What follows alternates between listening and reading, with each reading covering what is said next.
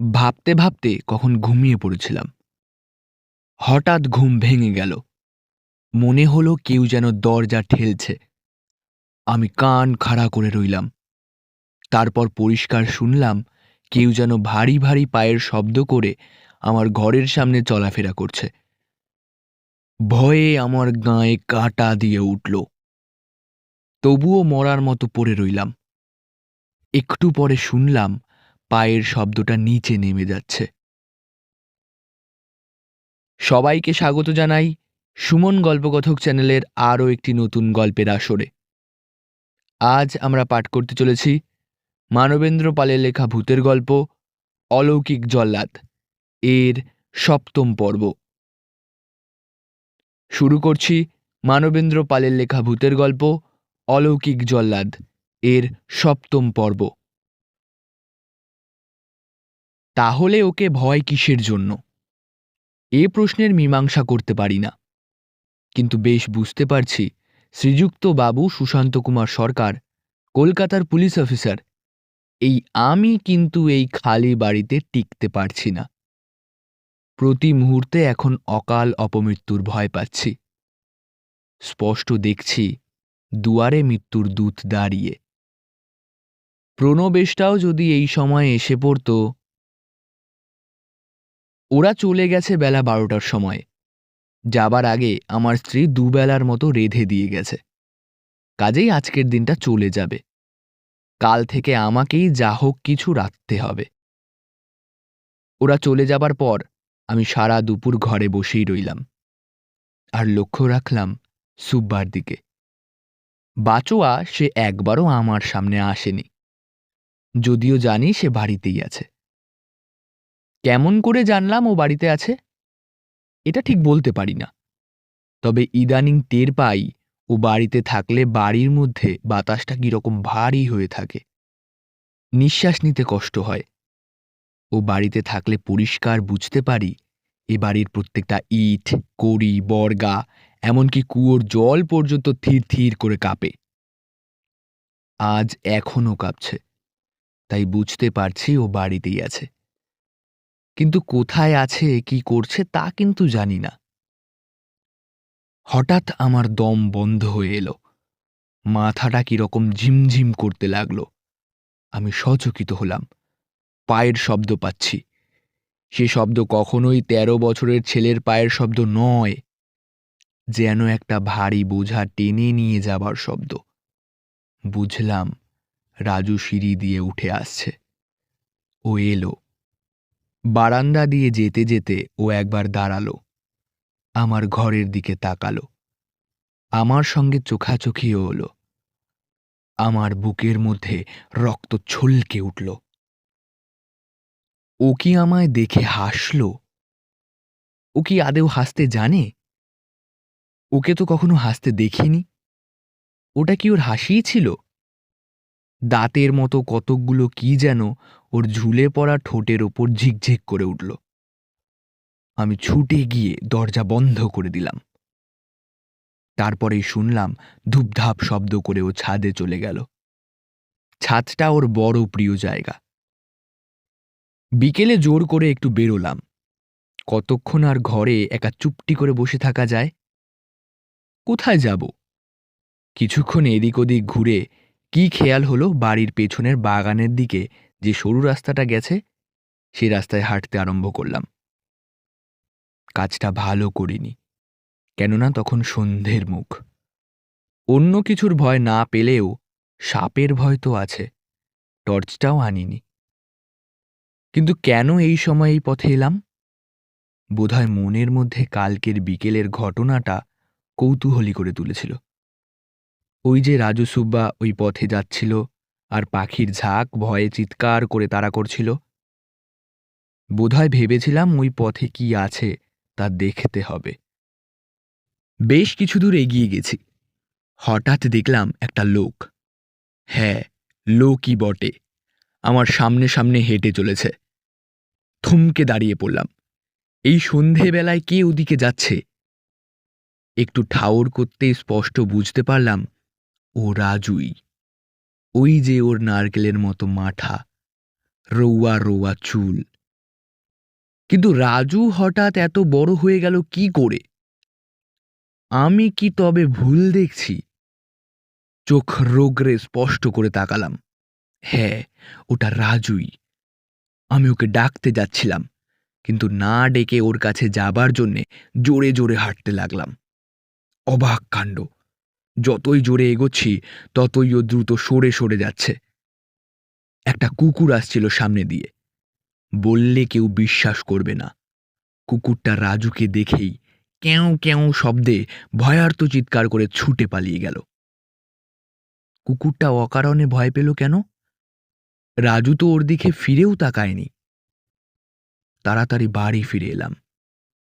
সন্ধে 7টা বাজতে না বাজতেই রাজুর ঘরে ওর খাবার ঢাকা দিয়ে রেখে নিজের ঘরে ঢুকে খিল বন্ধ করে দিলাম। রাজু তখন বাড়ি ছিল না। ও আজকাল কখন কোথায় যায় কিছুই জানায় না। ও আমাকে কেয়ারই করে না। অনেক রাত পর্যন্ত ঘুম আসেনি।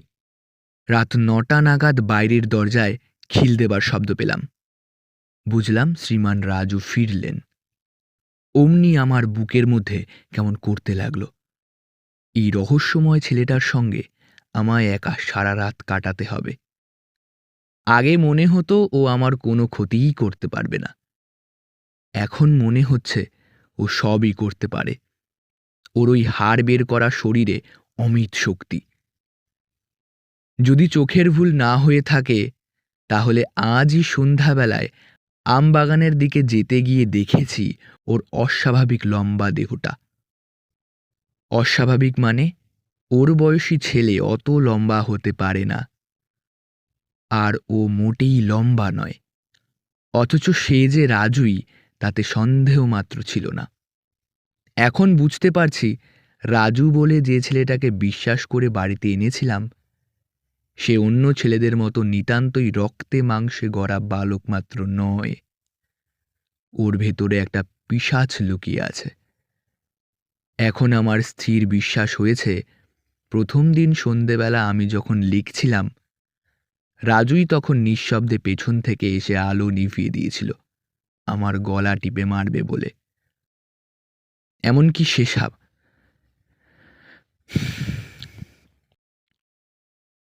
আমায় গলা টিপে মারবে বলে, আমায় গলা টিপে মারবার জন্যে। এমনিতে সে স্বাভাবিক, কিন্তু যখন হিংস্র হয়ে ওঠে তখন ওর চোখের দৃষ্টি বদলে যায়। চোখে আগুন জ্বলে ওঠে। সেদিন নতুন যে জ্বলন্ত চোখ দেখে ভয়ে চিৎকার করে উঠেছিল, সম্ভবত সে চোখ রাজুরই। এরপরই ছোট বৌমা রাজুকে দেখেছিল ঘরের মধ্যে 2 হাত বাড়িয়ে ঢুকতে। রাজু যে আমাকে মারতেই ঢুকেছিল, ছোট বৌমা সে সম্বন্ধে নিঃসন্দেহ। কিন্তু কেন কেন আমায় মারতে চায়? ও যদি সত্যিই কোনো অশুভ আত্মার দেহ হয়, তাহলে ও কেন নিজে থেকেই এলো আমার সঙ্গে সেই সুদূর নেপাল থেকেই গ্রামে? আমাকে মেরে ফেলার জন্যে কি? আবার সেই একই প্রশ্ন থেকে যায়, কেন? কার কাছে আমি কি অপরাধ করেছি? ভাবতে ভাবতে কখন ঘুমিয়ে পড়েছিলাম। হঠাৎ ঘুম ভেঙে গেল। মনে হলো কেউ যেন দরজা ঠেলছে। আমি কান খাড়া করে রইলাম।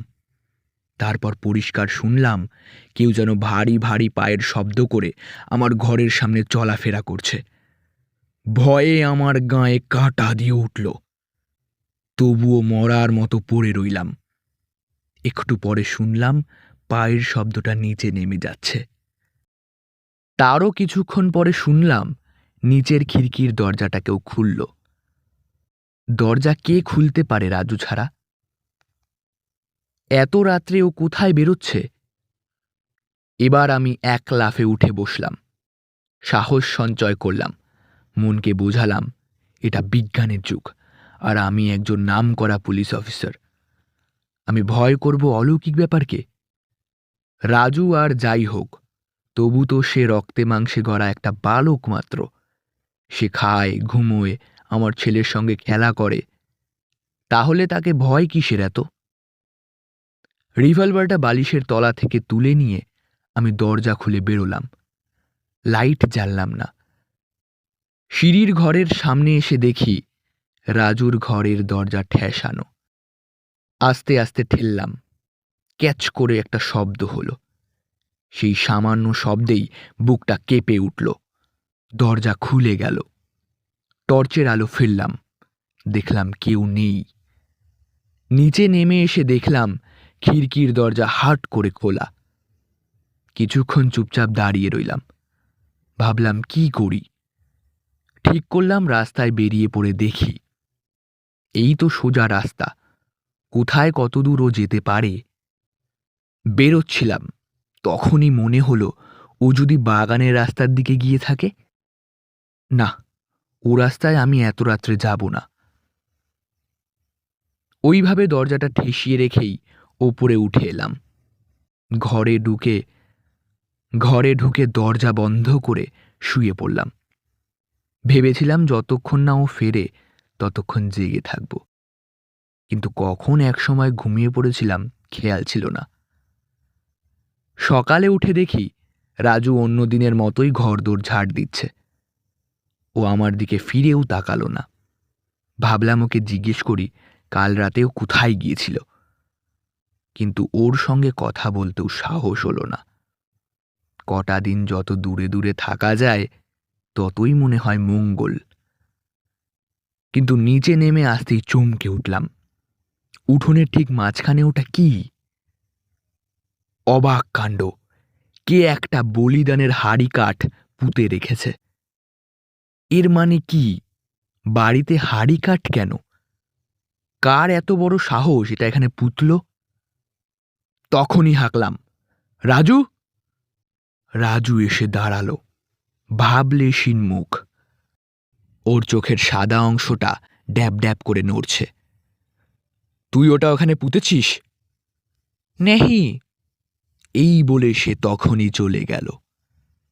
ওর এত বড় স্পর্ধা আমার সামনে আর দাঁড়ালো না, অনুমতি না নিয়েই চলে গেল।